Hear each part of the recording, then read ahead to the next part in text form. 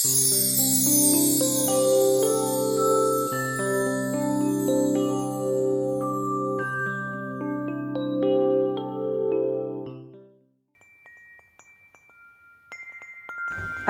আলাইকুম। দূরে কাছে দেশে বিদেশে যে যেখানে বসে আমার এই ভিডিওটি আপনারা দেখছেন, জার্নি উইথ আহিরাফ চ্যানেল থেকে আপনাদের সকলকে জানাচ্ছি অনেক অনেক শুভেচ্ছা। সকালের নাস্তা ও টুকটাক কাজ সেরে একটু বসেছি জানালার পাশে। বসতেই দেখি দুটো বেড়াল কি নিশ্চিন্তে খেলা করে বেড়াচ্ছে। দুটো বেড়াল কিন্তু দেখতে একই রকম। বসে বসে অনেকক্ষণ ওদেরই খেলা দেখলাম। এই ফাঁকে বলে নিই, যদি আমার এই ভিডিওটি আপনাদের কাছে ভালো লেগে থাকে তাহলে লাইক এবং সাবস্ক্রাইব করতে ভুলবেন না।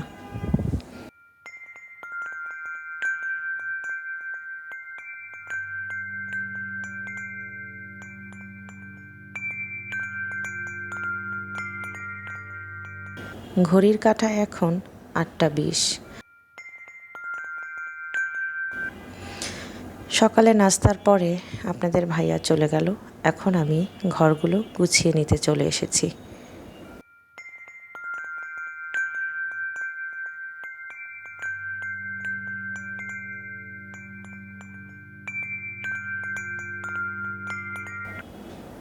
ধীরে ধীরে এক একটি রুম গুছিয়ে প্রত্যেকটি ফার্নিচার মুছে নিয়েছি। আমরা যারা ঢাকায় বসবাস করি, আমরা যেন ধুলার স্বর্গে বসবাস করি। প্রতিদিন সকালে উঠে ফার্নিচার মুছলেও বিকাল হতে হতে ঠিক যেন আগের পর্যায়ে চলে আসে। আমাদের প্রতিদিনের ছোট্ট একটি শত্রু, তার নাম হলো ধুলা।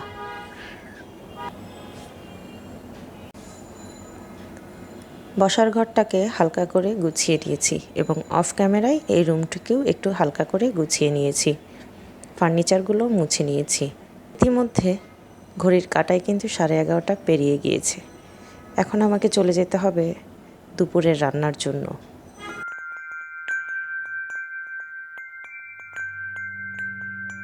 এই যে সুন্দর দাঁড়িয়ে আছে আমার শোকেসটি, এর ভিতরে যে কত পরিমাণ ধুলা প্রতিদিন ঢোকে এবং সেটাকে পরিষ্কার করতে কী কষ্ট হয় সেটা শুধুমাত্র আমিই বুঝি।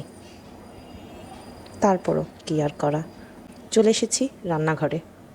আজকে রান্না করব মলা মাছ আলু টমেটো দিয়ে চচ্চড়ি। এখানে আমি নিয়ে নিয়েছি আলু, টমেটো, কাঁচামরিচ, পেঁয়াজ। এবারে এখানে আমি দিয়ে দিলাম সামান্য ধনিয়ার গুঁড়া। এখন দিয়ে দিচ্ছি সামান্য হলুদের গুঁড়া।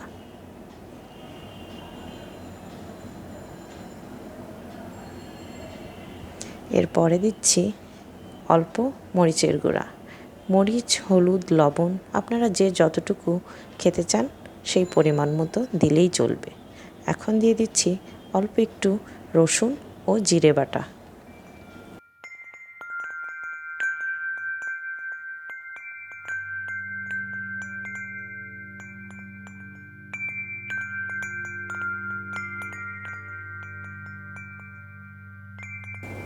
এখন দিচ্ছি স্বাদমতো লবণ। এরপরে সামান্য তেল দিয়ে আলু, পেঁয়াজ এবং কাঁচামরিচ, টমেটো খুব ভালো করে চটকে মাখিয়ে নিয়েছি।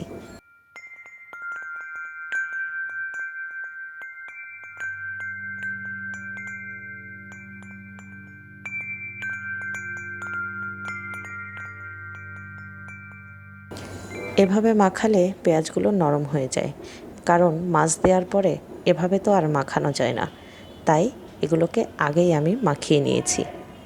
এরপরে দিয়ে দিব ধুয়ে পরিষ্কার করে রাখা মলা মাছ। এখন আবার সব কিছু আরেকবার সুন্দর করে মাখিয়ে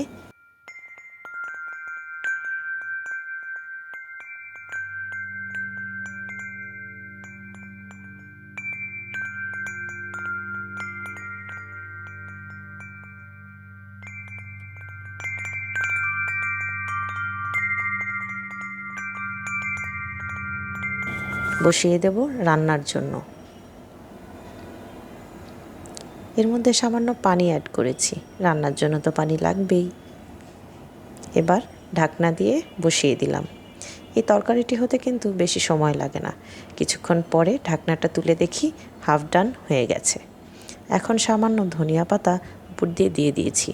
এই ধনিয়া পাতাটাকে কিন্তু আপনার তরকারির স্বাদকে বাড়িয়ে দেবে অনেকখানি। ব্যাস হয়ে গেল আমার ছোটো মাছ দিয়ে, আলু দিয়ে, টমেটো দিয়ে চচ্চড়ি। এবার আমি চলে আসছি সবজির রান্নায়। আজকে আমি রান্না করব লাউ দিয়ে চিংড়ি মাছ। প্রথমেই তেলের মধ্যে পেঁয়াজ দিয়ে তাতে সামান্য লবণ দিয়ে আমি একটু ভেজে নিয়েছি। পেঁয়াজটাকে ভাজছি যতক্ষণ একটু লাল লাল না হয়ে আসে। এবার দিয়ে দিলাম সামান্য পেঁয়াজ বাটা, সামান্য পানি দিয়েছি যাতে পেঁয়াজটা পুড়ে না যায়।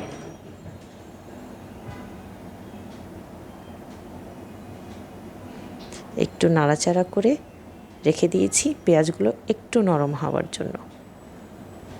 এখন দিয়ে দিচ্ছি সামান্য রসুন বাটা,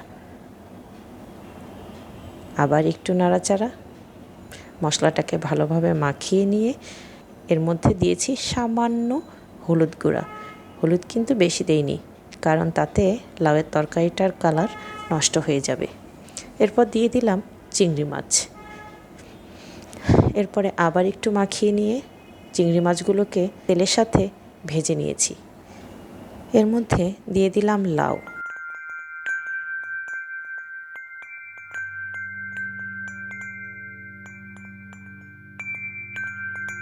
লাউয়ের সাথে চিংড়িগুলো ভালো করে মাখিয়ে নিয়ে একটু নেড়ে ভালো মতো কষিয়ে নিলাম। আমি কিন্তু এখানে কোনো পানি ব্যবহার করছি না, কারণ লাউ থেকে অটোমেটিক পানি বের হয়ে আসবে। দিয়ে দিচ্ছি সামান্য কাঁচামরিচ। ও বলে রাখি, আমি কিন্তু এখানে কোনো গুঁড়ামরিচ ব্যবহার করিনি, কারণ গুঁড়ামরিচ তরকারির কালারটি চেঞ্জ করে দিবে। দিয়ে দিলাম সামান্য ধনিয়া পাতা। এবার আরেকটু নাড়া দিয়ে রেখে দিলাম কিছুক্ষণের জন্য।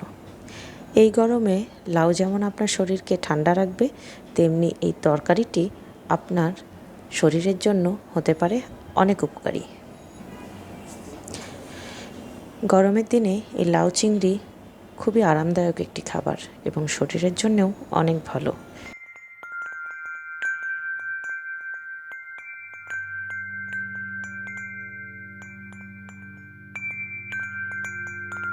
এখন আমি রান্না করব ডাল।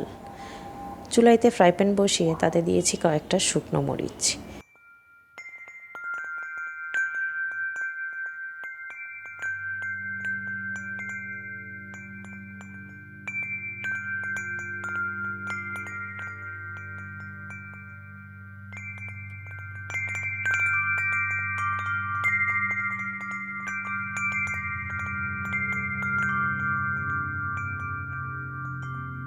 এরপর একটু পেঁয়াজ দিয়ে রসুন, মরিচ এবং পেঁয়াজ ভালো করে ভেজে নিচ্ছি বাগার দেওয়ার জন্য।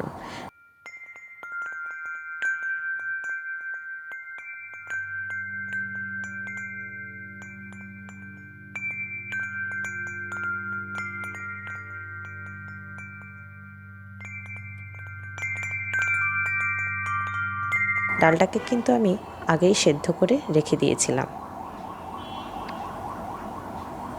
ডাল কে না রাঁধতে পারে বলেন? খুবই সাধারণ একটি খাবার। আমার কিন্তু দেখাতে একটু লজ্জাই করছে। আমি অফ ক্যামেরায় একটু পাঁচফোড়ন দিয়েছিলাম। ডালটি আমার ফুটে গিয়েছে এবং রেডি হয়ে গিয়েছে আজকের জন্য। আমার ভিডিওটি দেখার জন্য আপনাদেরকে অনেক ধন্যবাদ। আজকের মতো এখানেই শেষ। আসছি পরবর্তী ভিডিও নিয়ে।